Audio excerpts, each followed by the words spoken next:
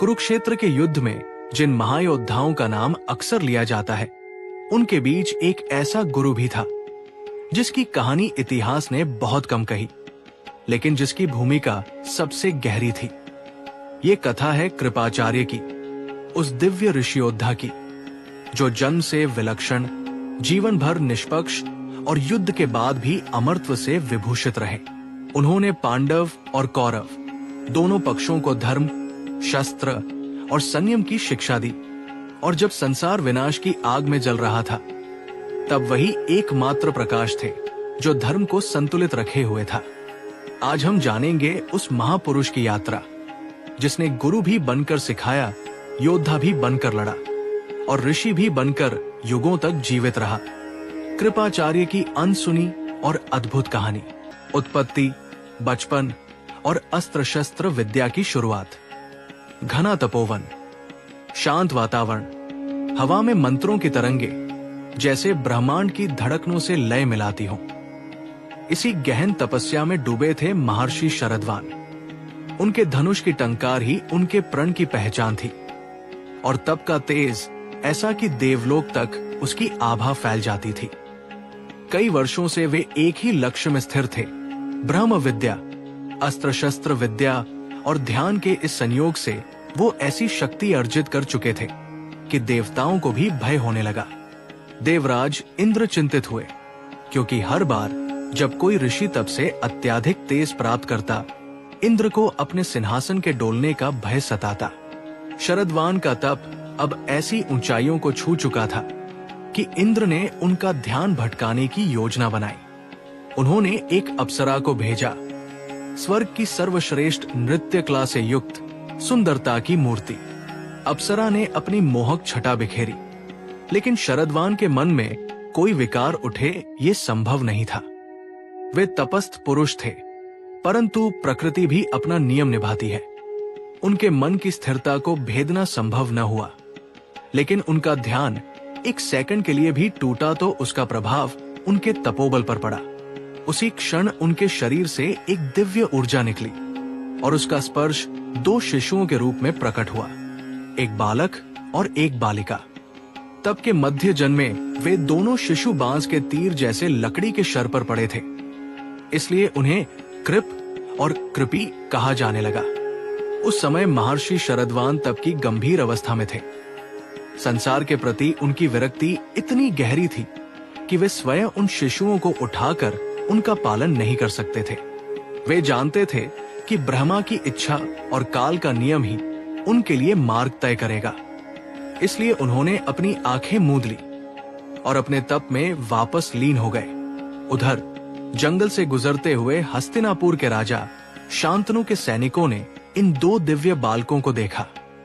वे बड़े आश्चर्य से भर उठे। कौन सी माता ने इन्हें जन्मते ही त्याग दिया? लेकिन जैसे ही वे उन शिशुओं के पास पहुंचे, उन्होंने देखा कि बालक के शरीर पर एक अद्भुत तेज, एक चमक, एक दिव्य गति का संकेत है। सैनिक उन्हें राजा शांतनु के पास ले आए।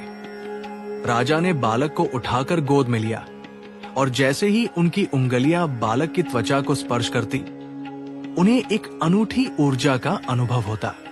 राजा शांतनु समझ गए, ये साधारण बच्चे नहीं हैं, ये किसी दिव्य कथा का हिस्सा है।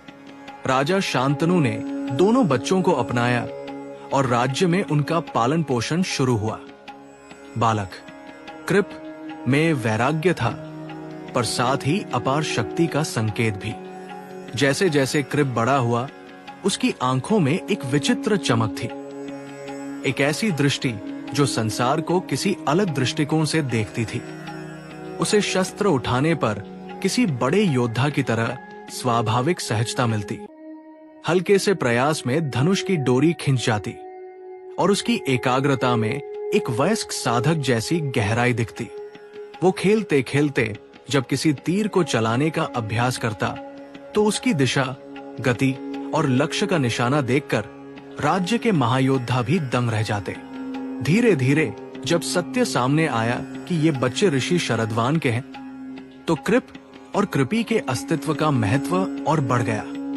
कृप बाल्यावस्था में ही साधारण से बड़े बड़े गुरुओं से श्रेष्ठ अस्त्र विद्या सीखने लगा था। वो शांत था, संयमी था, पर भीतर एक तूफान की शक्ति छिपी थी। उसके हाथों में वीरता की रेखाएं थी और उसके कदमों में एक गंभीर स्थिरता। विद्या करते करते उसके अंदर एक गुरु का स्वरूप आकार लेने लगा। अनुशासन, धर्म, नीति और निष्पक्षता उसके स्वभाव में गहरी उतर चुकी थी। समय बीतते बीतते उसकी ख्याति हस्तिनापुर के महल से लेकर देश देशांतर तक फैलने लगी। वही युवक जो जंगल के तीरों पर जन्मा था, अब युद्ध कला का चलता फिरता आश्चर्य बन चुका था। उसकी भविष्यवाणी, उसका विवेक, उसका दिमाग, सब एक योद्धा और एक गुरु के आदर्श रूप की ओर बढ़ रहे थे।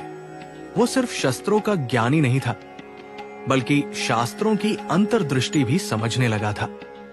धीरे धीरे उसके भीतर ये भी स्पष्ट हो गया कि उसे इस विद्या का दान करना है, इसे निभाना है और गुरुधर्म के मार्ग पर आगे बढ़ना है।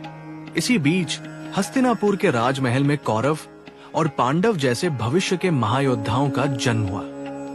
पूरा राज्य इन राजकुमारों को सर्वश्रेष्ठ शिक्षा देने को उत्सुक था। भीष्म पितामह जानते थे कि राज्य की रक्षा के लिए ऐसे गुरु की आवश्यकता है जो केवल योद्धा न हो, बल्कि धर्म, विवेक और निष्पक्षता का स्वरूप हो। द्रोणाचार्य उन दिनों तक हस्तिनापुर नहीं आए थे, इसलिए उस समय एक आदर्श गुरु की आवश्यकता और अधिक बढ़ गई। यही वो समय था जब भीष्म ने कृपाचार्य को बुलाया। भीष्म ने उनकी आंखों में आंख डालकर कहा, कृप, राजकुमारों को वो ज्ञान दो जो न्याय और धर्म के आधार पर उनका भविष्य गढ़ सके। तुम सिर्फ धनुर्विद्या के ज्ञाता नहीं, बल्कि एक ऐसे पुरुष हो जो सदैव निरपेक्ष रह सकता है। ये राज्य तुम्हें अपना गुरु मानता है। ये सुनकर कृप पूरी गंभीरता से बोले, गुरु बनने का अर्थ शस्त्र सिखाना ही नहीं, बल्कि ये सिखाना भी है कि कब शस्त्र उठाना चाहिए और कब नहीं। मैं धर्म के पक्ष में रहकर शिक्षा दूंगा, चाहे वो किसी के भी पक्ष में क्यों न पड़े। भीष्म मुस्कुराए, क्योंकि यही गुण उन्हें कृप में सबसे अधिक प्रिय था, निष्पक्षता। जब कृपाचार्य ने हस्तिनापुर के राजकुमारों से पहली बार मुलाकात की, उनकी आंखों ने हर राजकुमार के स्वभाव को एक पल में पढ़ लिया। युधिष्ठिर में विनम्रता, भीम में अपार शक्ति, अर्जुन में अनुपम एकाग्रता, नकुल सहदेव में तेज और दुर्योधन में महत्वाकांक्षा की अग्नि दिखी। कृप ने किसी से भी भेदभाव नहीं किया। उनके लिए सभी में क्षमता थी, सभी उनके शिष्य थे और सभी को समान शिक्षा देनी थी। उन्होंने हर बच्चे के स्वभाव के अनुसार प्रशिक्षण दिया। दुर्योधन की ऊर्जा को दिशा दी, भीम की शक्ति को नियंत्रण दिया, अर्जुन की प्रतिभा को वाहक बनाया। लेकिन इन सब के बीच उन्होंने एक बात बार बार दोहराई, धर्म के लिए शस्त्र उठाना उचित है, लेकिन अधर्म के लिए उठाया गया शस्त्र अपने ही स्वामी को नष्ट कर देता है। कौरव पांडव के बीच धीरे धीरे प्रतिस्पर्धा बढ़ती गई। कभी कभी ये स्वस्थ होती तो कभी अहंकार भर जाता, लेकिन कृप हमेशा शांति और संतुलन के स्तंभ बने रहते। जहां भी गलत होता वो डांटते, जहां भी अच्छाई होती सराहते। वे सिर्फ राजा के गुरु नहीं थे, वे राज्य के धर्म के संरक्षक थे। जब द्रोणाचार्य हस्तिनापुर आए और शिक्षा का बड़ा भाग उन्होंने संभाला, तब भी कृपाचार्य का स्थान वही रहा, गुरु, मंत्री, रणनीतिकार और सबसे बढ़कर निष्पक्ष सच्चाई का स्वरूप। सभी राजकुमार उन्हें उतना ही सम्मान देते जितना द्रोणाचार्य को, कभी कभी उससे भी अधिक, क्योंकि कृप में कठोरता कम और करुणा अधिक थी। इसी दौरान कृपाचार्य का जीवन उनके शांत स्वभाव के साथ साथ निरंतर एक नई दिशा में बढ़ता गया। वो समझते थे कि इन बच्चों का भविष्य एक भीषण युद्ध की ओर जा रहा है। उनके भीतर हर दिन ये चिंता उठती कि उस युद्ध में धर्म किस पक्ष में होगा और वे किस ओर खड़े होंगे। लेकिन उन्होंने कभी इस भय को अपने शिक्षण में आने नहीं दिया। वे अपनी विद्या पूरी निष्पक्षता से देते रहे। धीरे धीरे राज्य के भीतर राजनीति, दुर्योधन का अहंकार, शकुनी की चतुराई और धृतराष्ट्र की कमजोरी जैसे तत्व अपनी जगह लेने लगे। लेकिन इन सब के केंद्र में कृपाचार्य थे। हमेशा संतुलन बनाते, हमेशा सत्य बोलते, हमेशा धर्म का पक्ष रखते। उनके भीतर एक ऐसी स्थिरता थी जो तूफान में भी दीपक को बुझने नहीं देती। हस्तिनापुर में आगमन और राजकुमारों के गुरु नियुक्त होना। हस्तिनापुर का सुनहरा काल। महल की दीवारों में राजनीति की सरगोशियां, राजसभा में वरिष्ठों के बीच चिंतन के स्वर और द्वारों के अंदर शौर्य तथा शिक्षा का वातावरण गहराता जा रहा था। राजकुमारों की बाल्य उम्र बीत चुकी थी और अब वो समय आ चुका था जब उन्हें राज्य चलाने और युद्ध भूमि संभालने की शिक्षा की आवश्यकता थी। ऐसे समय में भीष्म पितामह के मन में केवल एक ही नाम घूम रहा था, कृप। भय, लालच, मोह, इनसे परे खड़ा एक ऐसा गुरु जिसकी दृष्टि से कोई शिष्य बच नहीं सकता था। भीष्म जानते थे कि हस्तिनापुर की विरासत को सुरक्षित रखने के लिए ऐसे ही व्यक्ति की जरूरत है जो हर राजकुमार को उसकी क्षमता के अनुसार रूप दे सके। और ठीक उसी दिन कृपाचार्य को राजमहल में बुलाया गया। कृपाचार्य महल के भीतर प्रवेश करते ही जैसे वातावरण का मंथन समझ जाते थे। उनकी दृष्टि ने एक ही पल में ये जान लिया कि महल बाहर से भव्य दिखता है, लेकिन भीतर भावनाओं, राजनीति और संघर्ष का एक विशाल जाल पनप रहा है। धृतराष्ट्र की अनिश्चितता, गांधारी की मौन दृढ़ता, कुंती का मातृत्व और पांडवों की भीतरी उदारता, ये सभी बातें कृप की आंखों से बच नहीं सकती थी। वे जानते थे कि शिक्षा केवल शस्त्रों का अभ्यास नहीं होती, बल्कि हर राजकुमार के भीतर छिपे भावों को समझना भी उतना ही महत्वपूर्ण होता है। जब भीष्म ने कृपाचार्य से कहा, कृप, राजकुमारों को विद्या प्रदान करने की जिम्मेदारी अब मैं आपको सौंपता हूं, तो कृपाचार्य ने कोई आडंबर नहीं किया। उनका चेहरा शांत था, जैसे वे पहले से जानते थे कि नियति ने उन्हें इसी मार्ग के लिए चुना है। उन्होंने कहा, पितामह, मैं जानता हूं कि इन बालकों का भविष्य महज राज्य का भविष्य नहीं, बल्कि धर्म और अधर्म के बीच एक महायुद्ध की नींव होगा। मैं इन्हें विद्या दूंगा, लेकिन मेरा धर्म केवल शिक्षा देना नहीं, मैं इन्हें ये समझने में भी समर्थ बनाऊंगा कि शक्ति का उपयोग कब करना है और कब संयम का। आप निश्चिंत रहें, मैं किसी पक्ष का गुरु नहीं बनूंगा, मैं केवल सत्य का गुरु बनूंगा। युवक राजकुमारों से उनका पहला परिचय किसी गुरु और शिष्य की मुलाकात जैसा नहीं था। वो एक पिता जैसा स्नेह और एक तपस्वी जैसी गंभीरता का संगम था।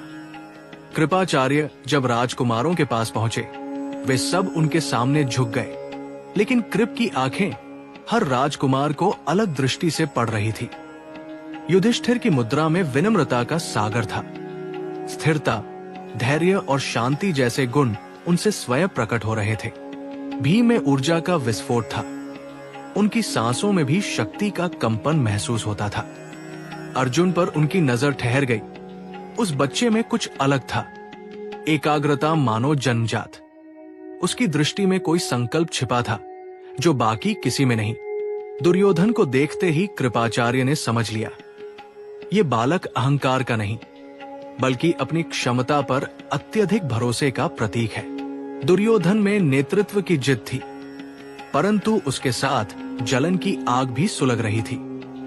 नकुल और सहदेव की समरूपता, उनकी दिव्य छवि और अनुशासित स्वभाव ने कृप को ये समझा दिया कि पांडवों में ये दोनों वो संतुलन है जो बाकी चारों को एकाकार बनाते हैं। कृपाचार्य ने किसी में भेदभाव नहीं किया। प्रशिक्षण के पहले दिन ही उन्होंने कहा, राजकुमारों, ये मत भूलो कि तुम सब यहाँ राजकुमार नहीं, केवल शिष्य हो। इस भूमि पर कोई उच्च नीच नहीं, केवल विद्या का अधिकार है। मैं तुम सबको वही दूंगा जो तुम्हारे भीतर की क्षमता मांगती है, किंतु सावधान, अपने दोषों को राज्य की शक्ति मत बनाना। जो अपने दोषों को पहचान कर सुधार लेता है, वही सच्चा योद्धा कहलाता है। उनके शब्दों में ऐसा असर था कि दुर्योधन भी एक क्षण के लिए शांत हो गया। अर्जुन के भीतर एक प्रेरणा जाग उठी कि उसे इस गुरु को अपने कर्मों से संतुष्ट करना होगा। भीम की आंखों में भी अनुशासन की चमक दिखाई दी। दिन बीतते गए, शिक्षा प्रारंभ हुई।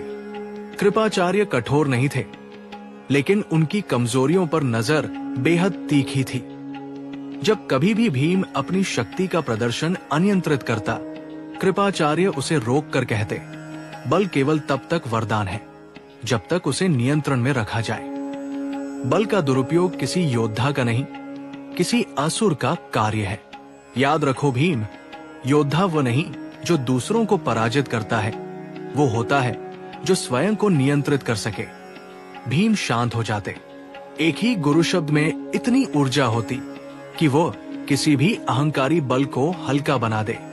अर्जुन के लिए कृपाचार्य का व्यवहार अलग था। वो जानते थे कि ये बालक एक दिन अद्वितीय धनुर्धर बनेगा, लेकिन वो ये भी जानते थे कि अत्यधिक प्रतिभा का बोझ कभी कभी अहंकार में बदल सकता है। इसलिए अर्जुन को शिक्षा देते समय वे एक गंभीर समीकरण रखते, कभी अद्भुत प्रशंसा तो कभी कठोर शांत उपेक्षा, ताकि अर्जुन स्वयं को परखता रहे, बढ़ता रहे, लेकिन कभी स्वयं को सबसे बड़ा न समझ बैठे। दुर्योधन कृपाचार्य के सबसे कठिन शिष्य थे। उसकी महत्वाकांक्षा इतनी तीव्र थी कि उसे साधना आसान नहीं थी। दुर्योधन में नेतृत्व का तेज था, लेकिन उसके भीतर प्रतिद्वंद्विता की आग भी प्रज्वलित रहती थी। कई बार वो भीम से ईर्ष्या करता, कई बार अर्जुन की प्रतिभा से असंतुष्ट हो जाता। ऐसे क्षणों में कृपाचार्य उसे अलग ले जाते और कहते, दुर्योधन, तुम्हारी शक्ति तुम्हारी इच्छा है और तुम्हारी कमजोरी भी तुम्हारी यही इच्छा है। यदि तुम इस इच्छा को सही दिशा में मोड़ सको तो तुम महान राजा बन सकते हो, परंतु अगर इसे नियंत्रण में न रखा तो यही तुम्हें विनाश की ओर धकेल देगी। दुर्योधन मौन खड़ा रहता, लेकिन भीतर कहीं कृपाचार्य का प्रभाव गहराई से उतर रहा होता। कृपाचार्य का प्रशिक्षण महज शस्त्र कला का नहीं था। वे हर शिष्य के मन को शिक्षित करते थे। वे बताते, रणभूमि में जीत शस्त्र से नहीं, मन से होती है। वो बार बार कहते, कभी ये मत समझो कि शक्ति तुम्हें युद्ध जीताती है। युद्ध हमेशा बुद्धि, संयम और धर्म के पक्ष में होता है। जिस योद्धा ने धर्म खो दिया, उसके शस्त्र पहले ही पराजित होते हैं। राजकुमार धीरे धीरे कठोर बन रहे थे, लेकिन भीतर से मजबूत। उनकी शिक्षा के दौरान कृपाचार्य कई बार अपने पिता शरद्वान की विरासत को याद करते। वो विरासत संयम, ध्यान और साधना की थी। वो जानते थे कि इन बच्चों का भविष्य राजनीति से भरा है, इसलिए वे बार बार उन्हें सिखाते कि सोच समझकर शब्द कहना भी उतना ही महत्वपूर्ण है जितना शस्त्र चलाना। कृपाचार्य की प्रतिष्ठा तब और बढ़ी जब द्रोणाचार्य हस्तिनापुर आए। द्रोण एक अद्भुत गुरु थे और उनकी धनुर्विद्या का कौशल अप्रतिम था। कृपाचार्य और द्रोण एक दूसरे से गहरे जुड़े हुए थे, क्योंकि कृप की बहन कृपी द्रोणाचार्य की पत्नी थी। इस नाते उनके बीच गुरुधर्म, परिवार और सम्मान की एक प्रिय भावना थी। जब पितामह भीष्म ने द्रोणाचार्य को मुख्य आचार्य नियुक्त किया, तब भी कृपाचार्य का महत्व कम नहीं हुआ, बल्कि महल में कहा जाने लगा, द्रोण शस्त्र के गुरु हैं तो कृप मन के गुरु हैं। दोनों मिलकर राजकुमारों को ऐसा प्रशिक्षण दे रहे थे जैसा किसी युग में नहीं दिया गया था। साल बीतते गए। कौरव और पांडव अब बच्चे नहीं रहे, वे युवा योद्धा बनते जा रहे थे। उसी समय कृपाचार्य ने महसूस किया कि आने वाले वर्षों में राज्य में ऐसी घटनाएं घटने वाली हैं जो इन दोनों कुलों को आमने सामने ला देंगी। उनके भीतर एक अनकहा भय जन्म ले चुका था, एक ऐसा भय जो गुरु के दिल को चीरता है, क्योंकि वह जानता है कि उसके शिष्य एक दूसरे के विरोधी बनते जा रहे हैं। कृप कई बार भीष्म से कहते, पितामह, मैं देख रहा हूं कि ये प्रतिस्पर्धा आने वाले समय में वैमनस्य में बदल सकती है। हमें इन्हें एक करने का मार्ग ढूंढना होगा। भीष्म अक्सर गहरी सांस लेते और कहते, कृप, ये राजघरानों का चक्र है। हम रोकना चाहें तो भी नियति अपना मार्ग बनाएगी। लेकिन कृप ने अपना धैर्य नहीं खोया। वे सबको बराबर समझाते रहे, सबको निष्पक्ष शिक्षा देते रहे, सबके गुणों और दोषों को पहचानते हुए उन्हें दिशा देते गए। उनके भीतर ये अटूट विश्वास था कि जब तक वे जीवित हैं, वे कभी पक्षपात नहीं होने देंगे। परंतु वे ये नहीं जानते थे कि आने वाला समय इतना विपरीत होगा कि उनके सामने परिस्थितियां स्वयं खड़ी होकर उनसे कहेंगी, तुम्हारी निष्पक्षता की वास्तविक परीक्षा अब शुरू होती है। महाभारत के पूर्व के प्रमुख प्रसंग। महाभारत के महासंग्राम से बहुत पहले, जब समय अभी शांत था और हस्तिनापुर में राजमहल की गलियों में राजनीति धीमे धीमे सांप की तरह रेंग रही थी, तब कई घटनाएं ऐसी घट रही थी जो आने वाले भविष्य का मार्ग चुपचाप तैयार कर रही थी।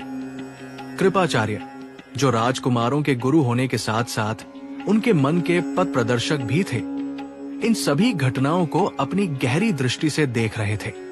वे जानते थे कि महाभारत जैसा महासंघर्ष एक ही दिन में पैदा नहीं होता। वो असंख्य छोटे छोटे क्षणों, भावनाओं, अन्याय, प्रतिद्वंद्विता और नियति के संयोग से निर्मित होता है। हर घटना उस विशाल युद्ध के लिए ईंट की तरह नींव रख रही थी, जिसे आने वाले समय में कोई रोक नहीं पाएगा। सबसे पहले उस घटना की बात आती है जो पूरे कुरु वंश की दिशा बदल गई, कर्ण के हस्तिनापुर आने की।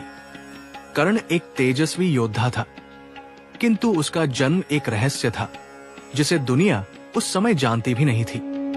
जब वो द्रोणाचार्य के पास शिक्षा मांगने पहुंचा, तब द्रोण ने उसे ये कहकर शिक्षा देने से इनकार कर दिया कि मैं केवल क्षत्रिय राजकुमारों को ही शिक्षा देता हूं।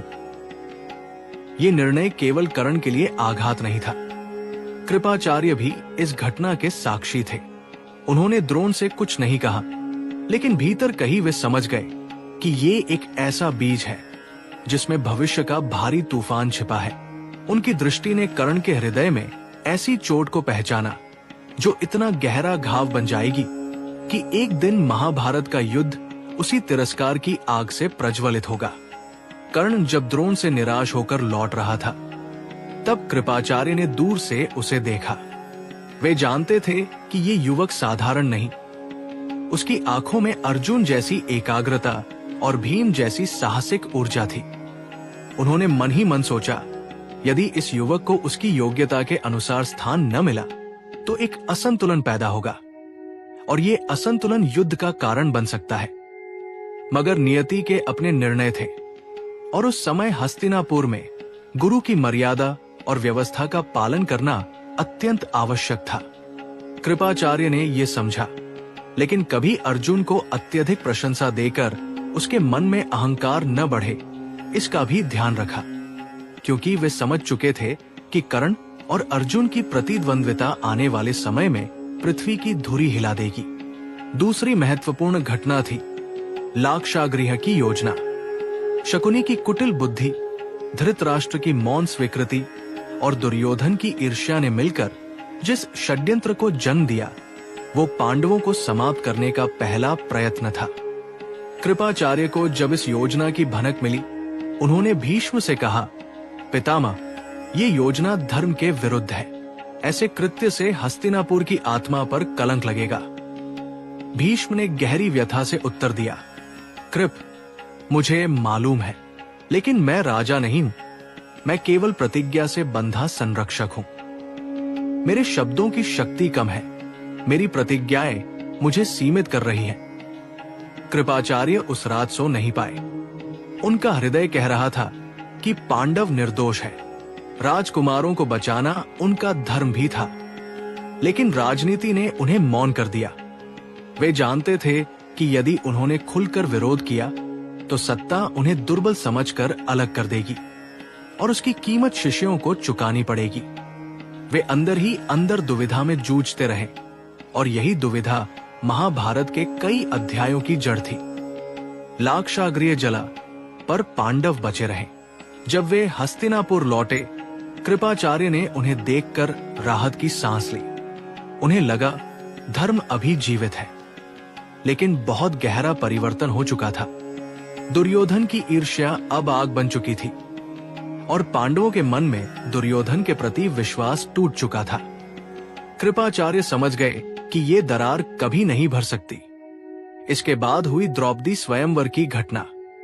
ये वो घटना थी जिसने पूरा राष्ट्र हिला दिया। जब अर्जुन ने द्रौपदी का वरण किया और पांडव उसे घर ले आए, तब कुंती के शब्द, जो भी लाए हो आपस में बांट लो, पूरे वंश के इतिहास का मार्ग बदल गए।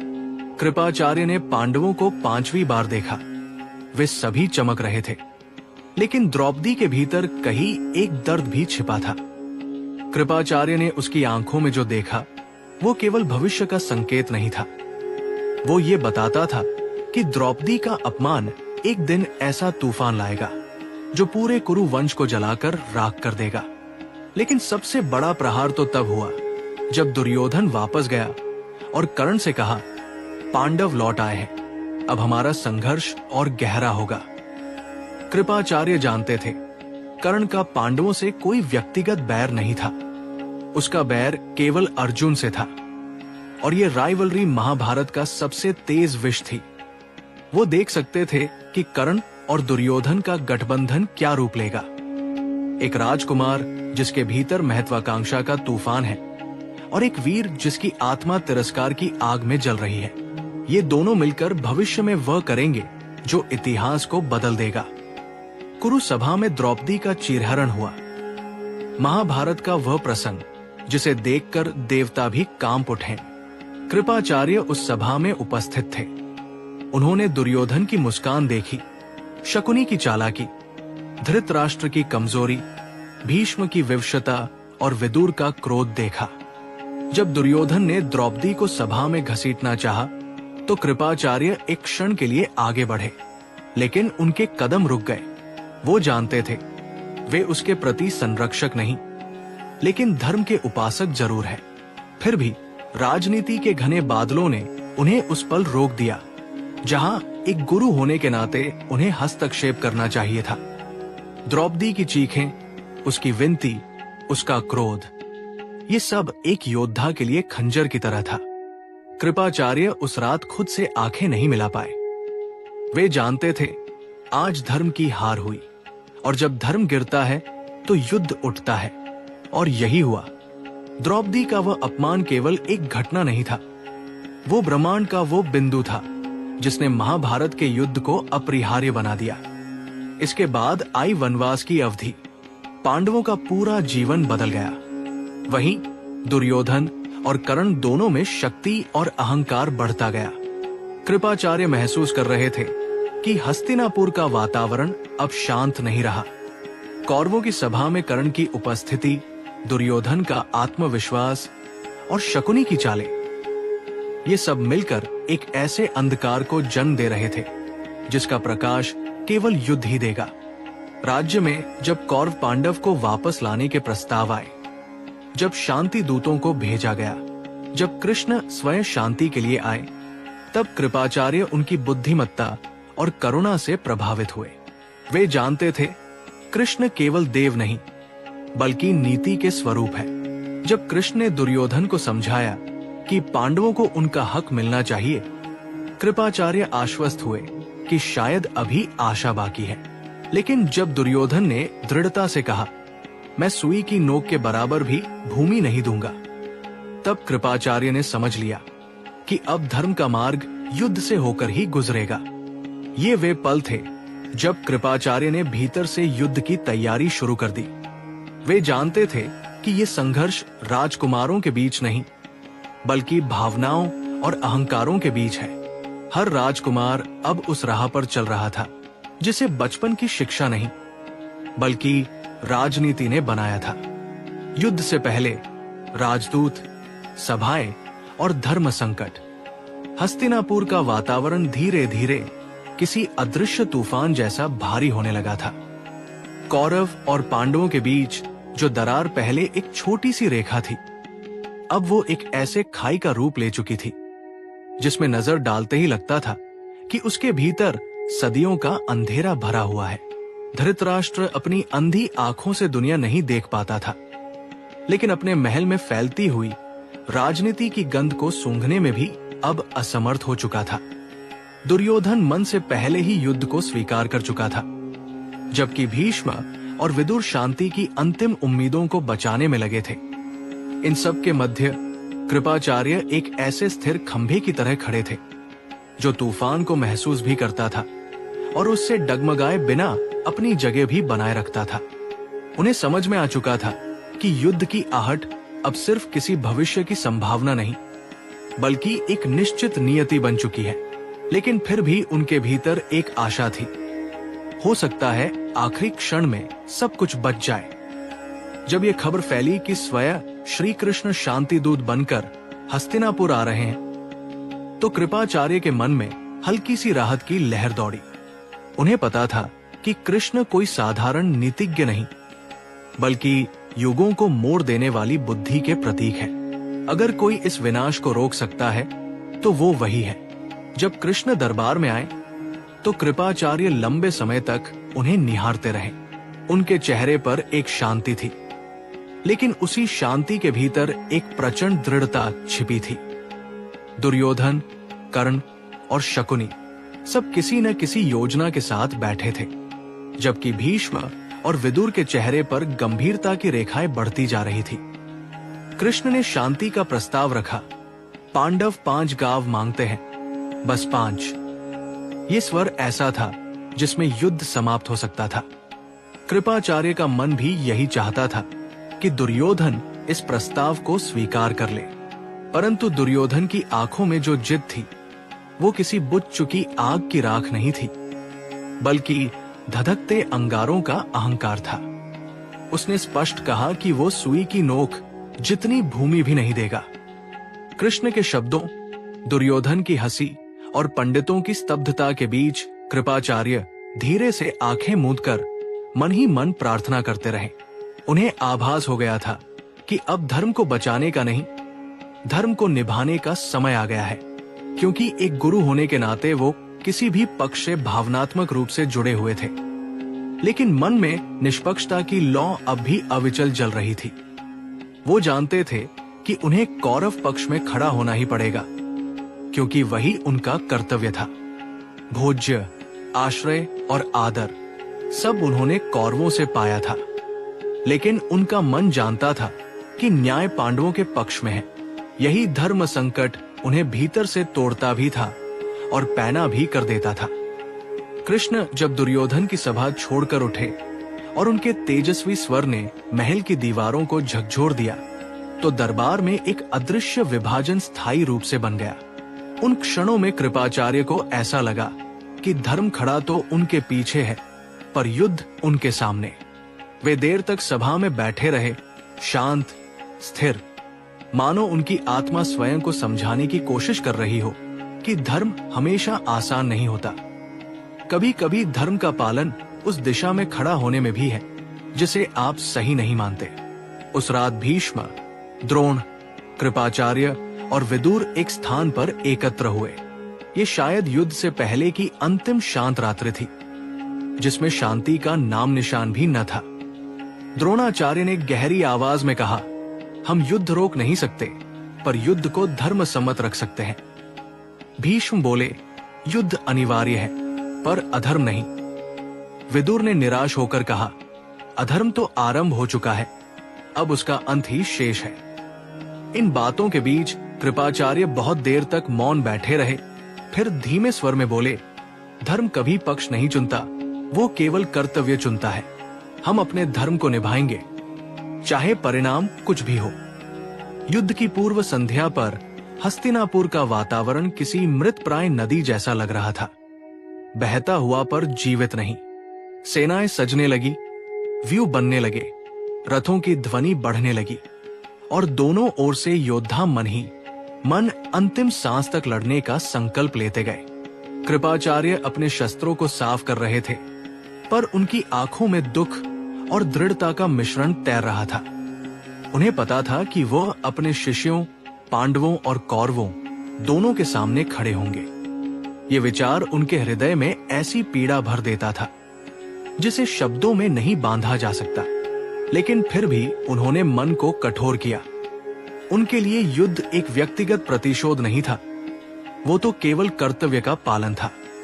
उनके भीतर एक ही मंत्र गूंज रहा था, धर्म वो नहीं जो आपको पसंद हो, धर्म वो है जिसे निभाना आवश्यक हो। जब उन्होंने अंतिम बार सैनिकों की ओर देखा तो उनकी आंखों में एक आश्वासन था। वो निष्पक्ष रहेंगे, वो ईमानदार रहेंगे और वो अपना धर्म निभाएंगे, चाहे इस युद्ध में पूरा आर्यावर्त ही क्यों न जल जाए। युद्ध का पहला शंख बजने में अब बहुत कम समय बचा था और उसी शंख के साथ एक युग समाप्त होने वाला था और एक नया रक्त से भरा इतिहास जन्म लेने वाला था। पर इस सब के बीच कृपाचार्य भीतर ही भीतर अपने आप से लड़ते रहे। लड़ाई किसकी है? कर्तव्य की या भावनाओं की, गुरु की या योद्धा की? और उत्तर केवल यही था, ये युद्ध मेरा नहीं है, पर फिर भी मैं इसका हिस्सा हूं। कौरव पांडव युद्ध, कृपाचार्य की वीरता व भूमिका। कुरुक्षेत्र की धूल जब आसमान में उठती थी तो ऐसा लगता था मानो आकाश खुद इस युद्ध के अपराध का साक्षी बन गया हो। रथों की गर्जना, शंखों की गूंज और पैरों के नीचे कंपाती पृथ्वी, इन सब के बीच कृपाचार्य खड़े थे, शांत और निर्मम, जैसे किसी सागर की गहराई जिसमें तूफान भी उतरकर शांत हो जाए। उनकी आंखों में वर्षों की शिक्षा का तेज था और धर्म संकट का बोझ भी। लेकिन युद्ध भूमि में पहुंचते ही उनकी आत्मा ने उन्हें केवल एक ही सत्य याद दिलाया, इस धरती पर केवल एक कर्तव्य है और वो है अपने स्थान पर दृढ़ रहना, चाहे सामने उनके ही शिष्य क्यों न खड़े हों। जब भीष्म पितामह ने प्रथम शंख बजाया तो उनकी ध्वनि ने कृपाचार्य के भीतर एक पुरानी याद को जगा दिया। वही क्षण जब उन्होंने पहली बार युद्ध शास्त्र सीखा था, अपने पिता शरद्वान से, जिन्हें देवताओं से वरदान प्राप्त था। वो जानते थे कि युद्ध केवल बल नहीं, बल्कि बुद्धि और संयम का खेल है और आज पूरा संसार इस खेल का भागीदार था। पांडव पक्ष में अर्जुन, भीम, युधिष्ठिर, नकुल, सहदेव, द्रुपद, घटोत्कच, सबके रथ सजे थे और कौरव पक्ष में दुर्योधन, कर्ण, शकुनी, अश्वत्थामा और स्वयं कृपाचार्य। युद्ध की शुरुआत में ही कृपा ने अपने रथ को भीष्म के दाएं ओर खड़ा किया, जहां सेनानियों को संभालने और रणनीति बदलने की सबसे बड़ी जिम्मेदारी थी। युद्ध के पहले ही दिन कृपाचार्य ने ऐसी शौर्य प्रदर्शन की मिसाल पेश की जो बहुत कम लोग जानते हैं। उन्होंने अपने धनुष से तीरों की ऐसी वर्षा की कि पांडवों के कई शूरवीर पीछे हटने लगे। वो कभी किसी एक दिशा पर हमला नहीं करते थे, उनकी नजर हमेशा पूरी सेना की गति पर रहती थी। जब कहीं से कौरव सैनिकों की पंक्ति टूटती थी, कृपाचार्य तुरंत अपने रथ को उसी दिशा में मोड़ते और पलक झपकते ही वहां की स्थिति संभाल लेते। उनकी गति इतनी तीव्र थी कि कहा जाता है, जहां कृपाचार्य का रथ पहुंच जाए वहां युद्ध की दिशा बदल जाती थी। लेकिन उनके मन में एक निरंतर संघर्ष भी चल रहा था। वो सामने दिख रहे योद्धाओं के शिक्षक भी थे। उन्हें याद था कि कैसे उन्होंने युधिष्ठिर को शांत चित्त रहने का ज्ञान दिया था, अर्जुन को अचूक निशाने की कला सिखाई थी और भीम को नियंत्रित क्रोध का महत्व बताया था। आज वही शिष्य उनके सामने मृत्यु के लिए तैयार खड़े थे। कई बार तीर चलाते समय उनका हाथ रुक जाता था, पर अगले ही क्षण उन्हें याद आता, ये युद्ध भावनाओं से नहीं, नियमों से चलता है और एक गुरु का भी कर्तव्य होता है कि वो युद्ध भूमि में भी अनुशासन न छोड़े। युद्ध के 5वें दिन कृपाचार्य की वीरता फिर सामने आई। भीम का रथ इतनी तेज गति से कौरव पंक्ति को चीरता हुआ बढ़ रहा था कि दुर्योधन भयभीत हो उठा। उसने कृपा से सहायता मांगी। कृपाचार्य ने रथ को भीम की ओर मोड़ा और दोनों के बीच भयंकर युद्ध हुआ। भीम गदा से हमला करते हुए गर्जना कर रहा था, जबकि कृपा दूर से ही तीरों की बारिश कर रहे थे। ऐसे समय में उनकी रणनीति देखने योग्य थी। वो भीम के गदा प्रहार में सीधे नहीं उलझते थे, बल्कि उनके रथ और घोड़ों को लक्ष्य बनाते। कुछ ही समय में उन्होंने भीम को रोक लिया और पांडव सेना को पीछे हटना पड़ा। भीम ने उन्हें सम्मान की दृष्टि से देखा, क्योंकि वो जानते थे कि ये वही गुरु हैं जिन्होंने बचपन में उन्हें समझाया था कि बल तब अर्थहीन हो जाता है जब विवेक साथ न हो। भीष्म पितामह के अंतिम दिन का युद्ध जैसे किसी महासागर में उठते ज्वार जैसा था। पांडव जान गए थे कि भीष्म को हटाए बिना विजय संभव नहीं। कृपाचार्य ने भीष्म की रक्षा के लिए पूरी शक्ति लगा दी। वो पितामह के रथ के पास तीरों की दीवार खड़ी करते रहे, पर सामने अर्जुन थे, अप्रतिम, अजय और श्री कृष्ण के मार्गदर्शन में। जैसे ही भीष्म पितामह गिर पड़े, कृपाचार्य का हृदय भारी हो गया, लेकिन उन्होंने युद्ध भूमि में कोई दुख प्रकट नहीं किया। उन्होंने अपने शस्त्र उठाए और शांत स्वर में कहा, पितामह का पतन कौरवों की रीढ़ टूटने जैसा है, पर कर्तव्य अब भी जीवित है। द्रोणाचार्य के सेनापति बनने के बाद युद्ध की दिशा और प्रचंड हो गई। कृपाचार्य द्रोण के साथ परछाई की तरह लगे रहे। दोनों एक दूसरे की चाल को बिना बोले समझते थे। अश्वत्थामा, जो अग्नि जैसे क्रोध से भरा था, कई बार अति करने की कोशिश करता था, लेकिन कृपाचार्य उसे संयमित करते रहे। उन्होंने कई बार कहा, अश्वत्थामा, क्रोध से युद्ध जीता नहीं जाता, बल्कि वो युद्ध को तुम्हारे हाथों से छीन लेता है। लेकिन धीरे धीरे युद्ध की स्थितियां ऐसी होती गई कि अश्वत्थामा की विवेक रेखा धूमिल होने लगी।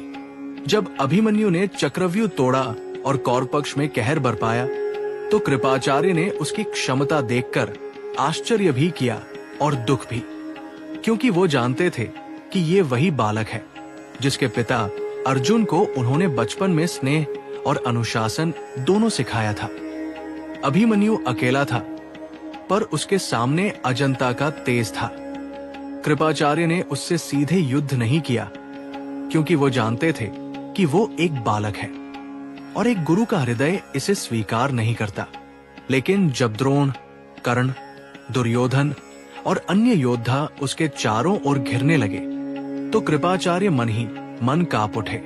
वो चक्रव्यूह के बाहर थे और उन्होंने मन से कहा, ये क्षण इतिहास में दर्ज होगा, पर धर्म आज यहाँ उपस्थित नहीं।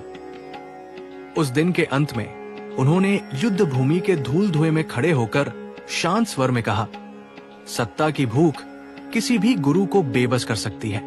युद्ध के बाद के दिनों में उनका रथ और अधिक सक्रिय हो गया। वो कौरवों की कमजोर होती सेना को संभालते, व्यूह बनाते, दुर्योधन को समझाते, अश्वत्थामा को रोकते, कर्ण को सलाह देते। वो अकेले अनेक भूमिकाएं निभा रहे थे।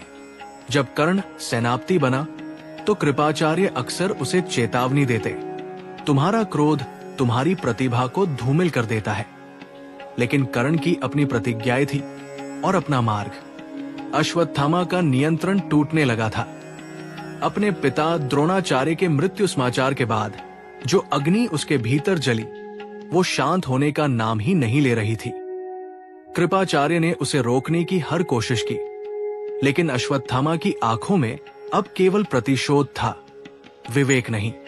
जब उसने नारायणास्त्र प्रहार किया, उस क्षण कृपाचार्य ने पूरी सेना को बचाने में महत्वपूर्ण भूमिका निभाई। उन्होंने जितने सैनिकों को निर्देश दिया, उतने ही बच गए।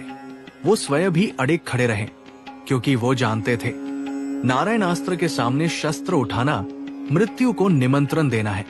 दुर्योधन के अंतिम दिन कृपाचार्य उसके पास पहुंचे।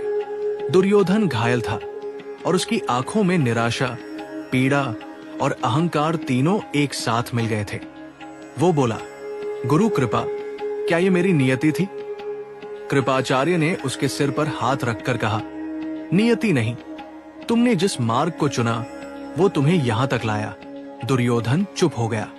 ये शब्द तलवार से भी अधिक गहरे घाव छोड़ गए। जब दुर्योधन गिर पड़ा और युद्ध का अंत निकट था, कृपाचार्य अकेले खड़े युद्ध भूमि को देखते रहे। उनकी आंखों में आंसू नहीं थे, क्योंकि उन्होंने अपने भीतर की हर भावना को पहले ही मार दिया था। उनके सामने टूटी हुई रथों की लाशें, मृत योद्धाओं के शरीर और खोई हुई पीढ़ियों का इतिहास पड़ा था। उन्होंने धीमे स्वर में कहा, ये युद्ध किसी की जीत नहीं, केवल मानव स्वभाव की पराजय है। कौरवों के पतन के साथ ही कृपाचार्य की भूमिका समाप्त नहीं हुई, बल्कि इतिहास की एक नई भूमि उनका इंतजार कर रही थी। युद्ध के बाद की वो कथा जहां बची हुई दुनिया को फिर से खड़ा करना था। लेकिन ये युद्ध उन्हें भीतर तक बदल चुका था। उन्होंने देखा था कि कर्तव्य निभाने में कभी कभी हृदय को भस्म होना पड़ता है। युद्ध के बाद आश्रम जीवन, कृपाचार्य की अमरता और आगे का जीवन। कुरुक्षेत्र का युद्ध समाप्त हो चुका था। वो युद्ध जिसने केवल राजवंश नहीं खत्म किए, बल्कि समय की आत्मा को भी दो भागों में बांट दिया। युद्ध से पहले और युद्ध के बाद मैदान में पसरी हुई राख अभी भी हवा में घूमती थी, मानो पूछ रही हो कि इतने विनाश के बाद क्या कोई भविष्य बचेगा भी या नहीं। सम्राट बनने के बाद युधिष्ठिर ने जब सिंहासन संभाला तो चारों ओर शांत होने की कोशिश करती दुनिया थी, लेकिन भीतर कहीं एक ऐसी चोट थी जो पीढ़ियों तक भरने वाली नहीं थी।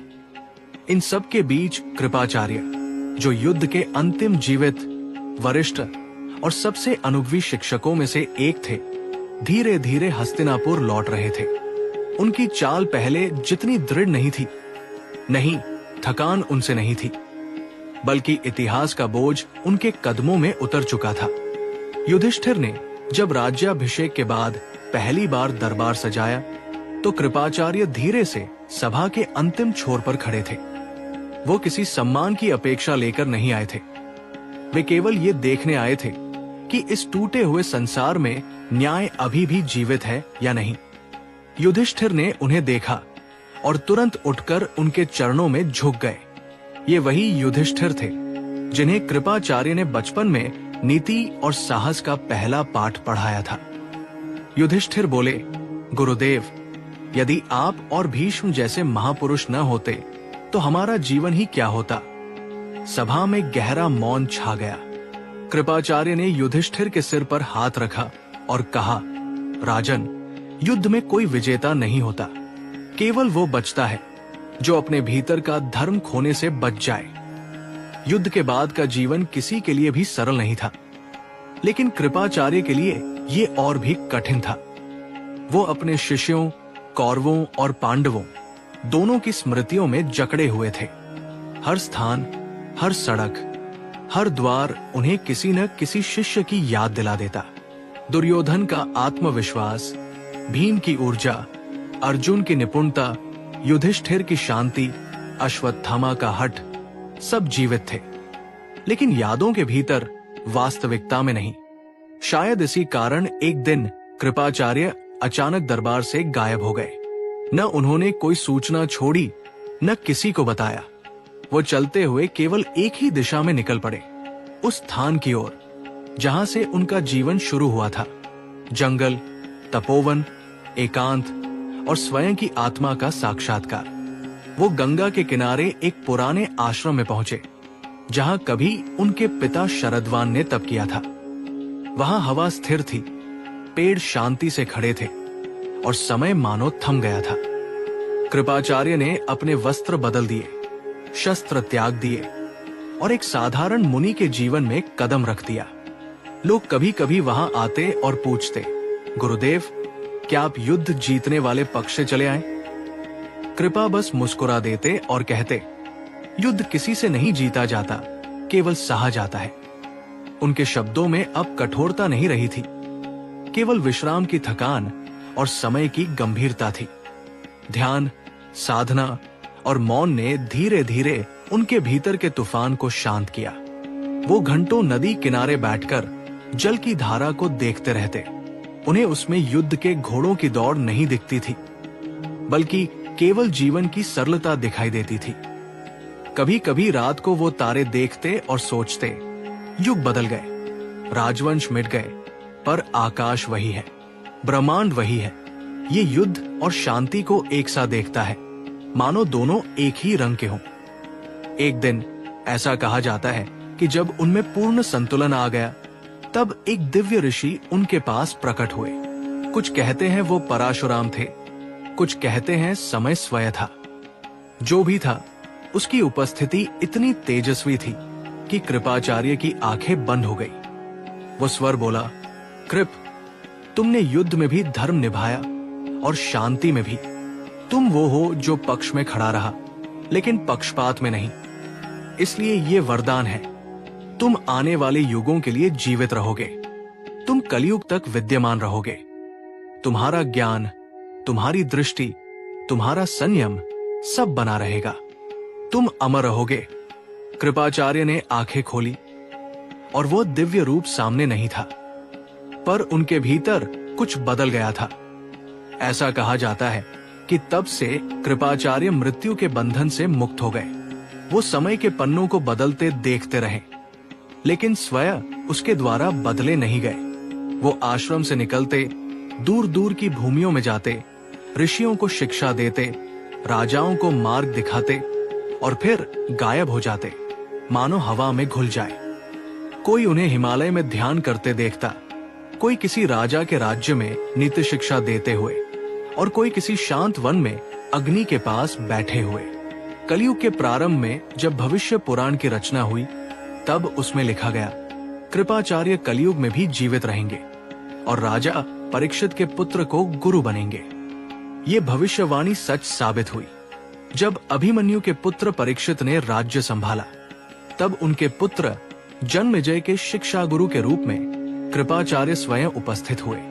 वो जानते थे कि इतिहास ने भले उन्हें युद्ध का एक पात्र बनाया हो, पर वास्तव में वो शिक्षा के प्रतीक थे। वही शिक्षा जो युद्ध में नहीं, शांति में फलती है।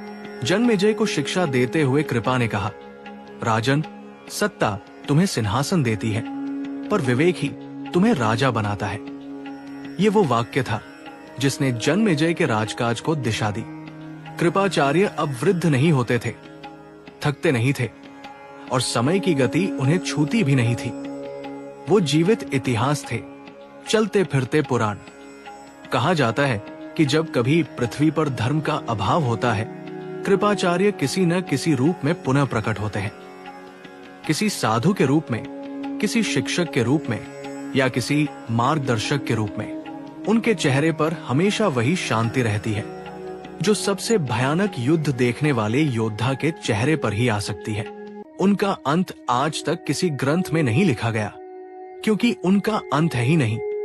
वो अमर है देह से नहीं, बल्कि ज्ञान से, क्योंकि वो जानते थे कि युद्ध की राख में भी ज्ञान का बीज छुपा रहता है, और वही बीज एक दिन भविष्य को जन्म देता है।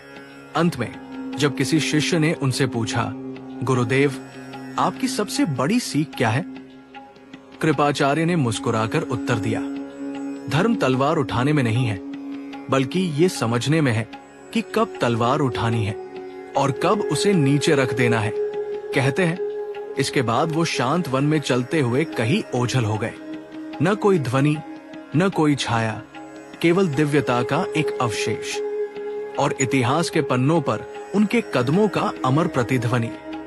कृपा, वो ऋषि योद्धा जो युगों से परे है। कृपाचार्य की कहानी हमें ये सिखाती है कि महानता हमेशा युद्ध जीतने में नहीं होती, बल्कि उस धर्म को निभाने में होती है जो समय चाहे जितना कठोर क्यों न हो, फिर भी नहीं टूटता। वो एक ऐसे महापुरुष थे जो पक्षों में नहीं, कर्तव्य में खड़े रहे, जो महायुद्ध की राख में भी विवेक का दीपक जलाए रहे, और जो अमर होकर इस बात का प्रमाण बने कि सच्ची शक्ति शस्त्रों में नहीं, बल्कि चरित्र में बसती है। उनके जीवन की हर घटना हमें ये याद दिलाती है कि मनुष्य बदल सकता है, समय बदल सकता है, लेकिन धर्म और संयम की राह कभी नहीं बदलती। अगर आपको ये गाथा पसंद आई हो तो वीडियो को लाइक, कमेंट और शेयर करना न भूलें। मिलते हैं अगली महान कथा में, जहां इतिहास फिर एक नया रहस्य खोलने वाला है।